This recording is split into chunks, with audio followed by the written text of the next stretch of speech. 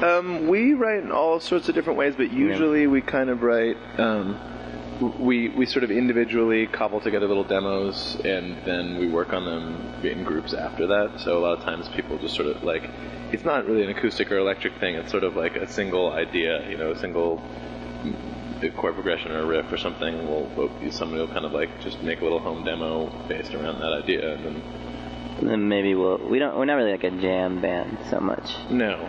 We're like an arrangement band. Yeah. We sort of like bring in ideas, and then we play chess with them for a while. Yeah. Well, we don't literally play chess, but we get out of board.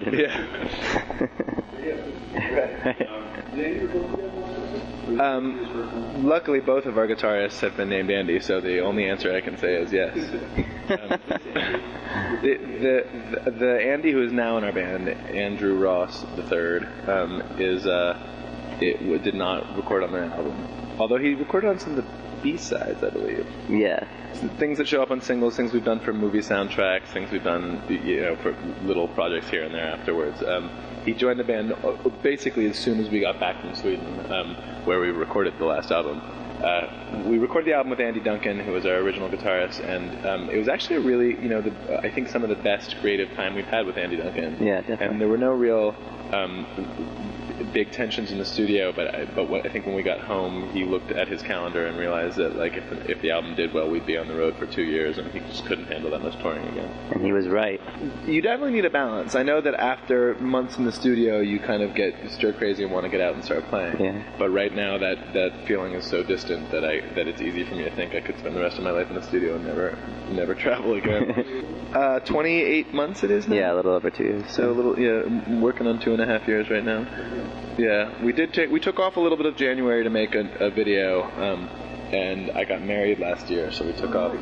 Thank you, thanks very much. We took off about 3 weeks for the wedding and honeymoon. But other than that, we literally have not been off tour for more than 4 days in a row since January of 2005.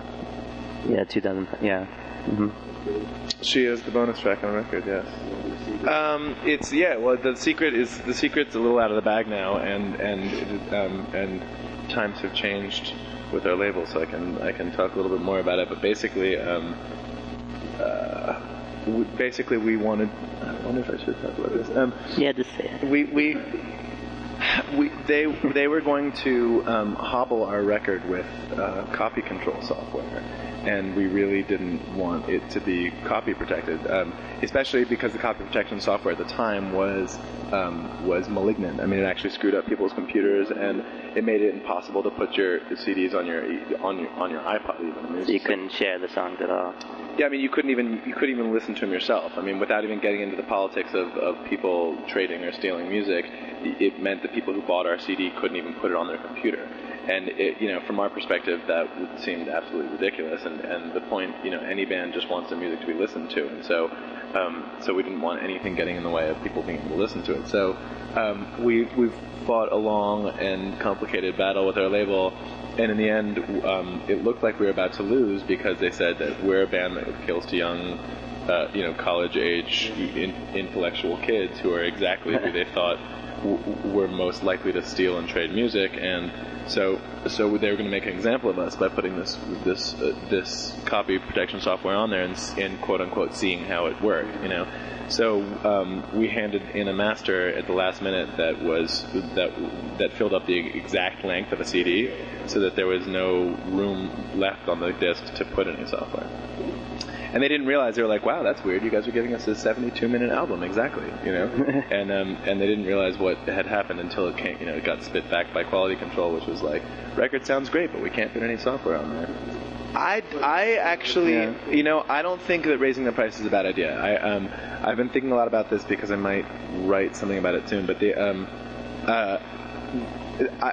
the reasoning behind the raising of the price is obviously kind of bullshit. I mean, no one thinks that it's a higher quality music that you get without the copy protection software. But I mean, okay, yeah, in terms of technical specs, it might be a slightly higher quality, but no one is sitting there going like that the 30 cents is worth the extra sampling rate or whatever. You know, the thing is that like 99 cents a song is a pretty fair price if you're going to buy 13 or 14 songs at once, but no one does anymore. Everyone buys one song at a time, and these people, I mean, what they should have said, I mean, I think what they're really doing, I may be wrong about this, but my suspicion is that that because they still pay full price to make an album, you know, I mean, they still give bands whatever, you know, $50,000, $100,000 to go in the studio and make 45 minutes of music, but people only buy 3 minutes of it now. I mean, people only buy the single, and so they basically their albums are now selling for $1 because people just buy the one song.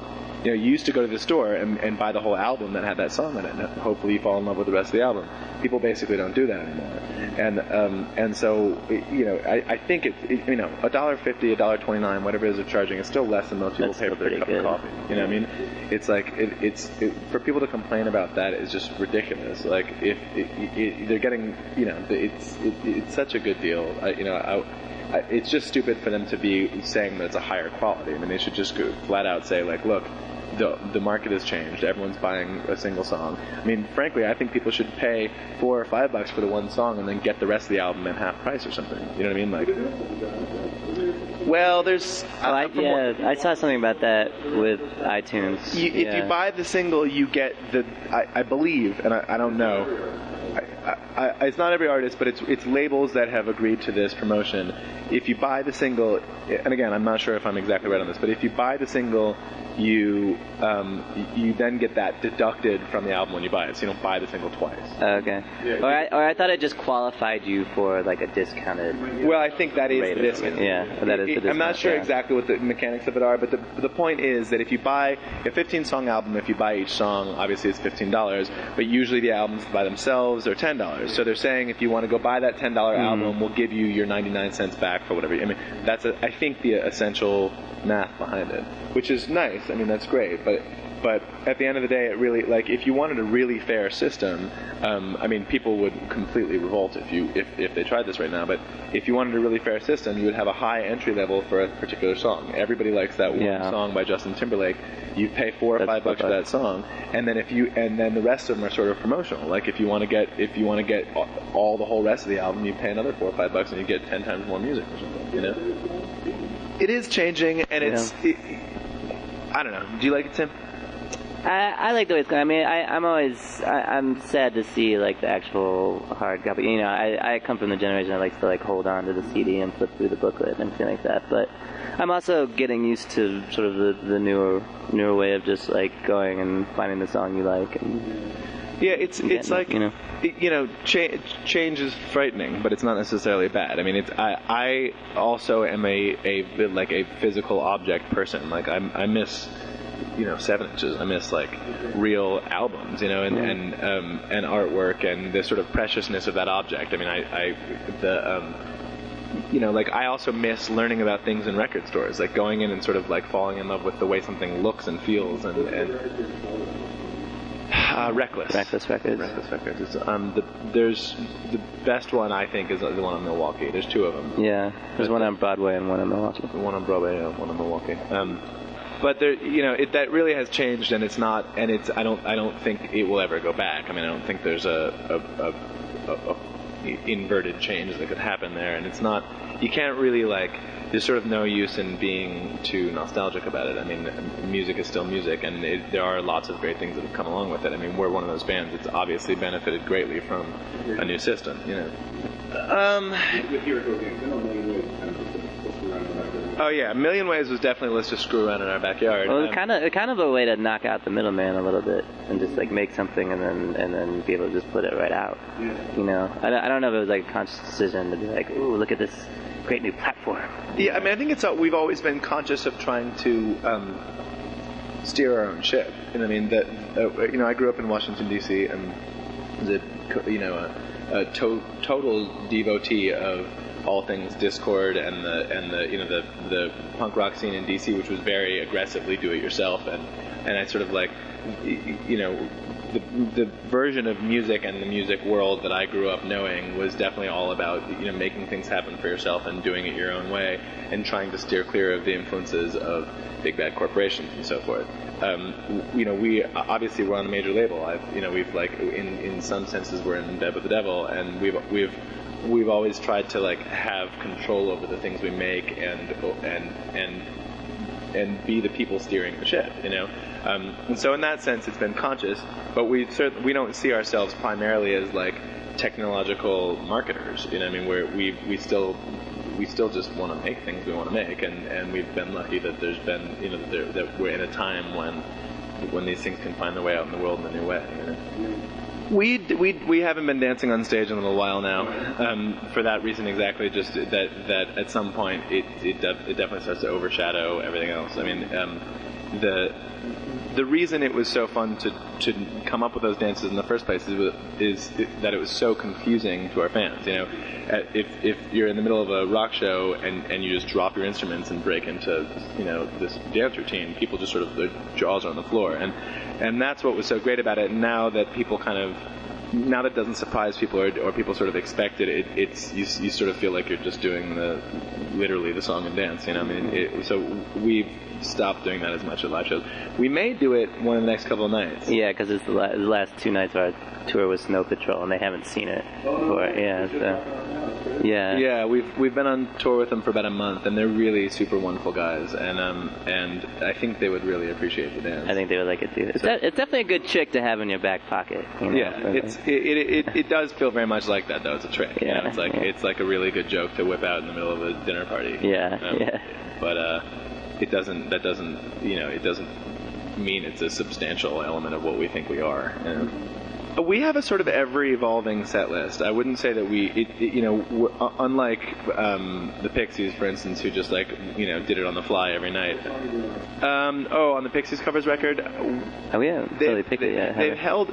They're sort of asking us to do Gigantic, which is a big honor because obviously that's one of the biggies. It is indeed Gigantic. It's a song we've tried before too. Oh no, it's not. No, it's not. I'm sorry. I'm thinking of. Sorry. Yeah. But there are other more obscure songs I think might fit us better, but and we haven't addressed which one we'll do yet necessarily. We'll either do Gigantic or probably something off of like Come on Pilgrim or something that is a little more suited to us. But set list. It really depends what type of show we're doing. Actually, when we're headlining and we have our sort of full video set up and we're doing an hour and a half set. We have a lot more leeway to change it up every night. When you're opening for someone and you have to keep it to a very specific time length, this tour has been 40 or 45 every night, and we've been doing mostly the same set. We in the last 30 shows we've probably played 5 different sets or something, but they're all pretty similar. But we have sometimes, but these are this will be the first time that we've done it not like consecutively days in a row with the same package too. Yeah. Like we've done a lot of radio shows and festivals in places like this, but it's a very different experience when you're actually traveling with the same people and you can sort of work on the whole show as opposed to it being just like fly in and fly out every day. We're as soon as we get done with this Snow Patrol tour, we are going to do a run of American college dates. So that'll take up April, and then in May we're gonna do some writing and recording, but probably not full studio stuff. It will be mostly demos, and then in June we go back out with the Fray. In July we do some demo stuff again, some more recording, and then we go to Australia, Japan, New Zealand, and Taiwan. Sometimes it creates anxiety, and sometimes it's nice to know. Yeah, there's I remember being blown away when I met some band. I can't remember who it was, 5 years ago, and realized that they were booked 9 months out, and I was like, that must be the sign of some massive success. Because if you know what you're doing 9 months from now, damn, things are going good. The flip side is, if you know what you're doing 9 months from now, there's like not a lot of room for anything else, spontaneity or creativity. You know, it's I mean, we're trying to build some time into our tours at this point to do writing and recording and think about creative things. But honestly, like, it's, you know, for the first, you know, of this last 2.5 year tour, for the first year and a half of it, we were in cars and vans and driving ourselves and really being road dogs.